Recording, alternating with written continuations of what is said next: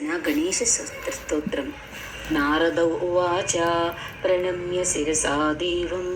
गौरीपुत्रं विनायकं भक्तावासं स्मरेन् नित्यम् आयुःकामार्थसिद्धये प्रथमं वक्रतुण्डं च एकदन्तं द्वितीयकं तृतीयं कृष्णपिङ्गाक्षं गजवक्त्रं चतुर्थकं लम्बोदरं पञ्चमं च षष्ठं विकटमेव च सप्तमं विघ्नराजं च धूम्रवर्णं सदाष्टमं नवमं पालचन्द्रं च दशमं तु विनायकम्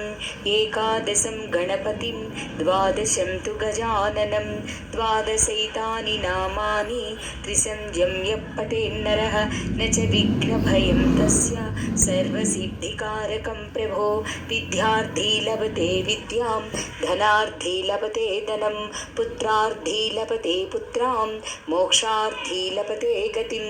जपे गणपतिस्तोत्रं षड्भिर्मासैः फलं लभेत् संवत्सरेण सिद्धिं च लभते नात्र संशयः अष्टभ्यो ब्राह्मणेभ्यश्च लिखित्वा यः समर्पयेत् तस्य विद्या भवेत् सर्वा गणेशस्य प्रसादतः इति श्रीनारदपुराणे सङ्कटनाशकगणेशस्तोत्रं नमोऽस्तु ते।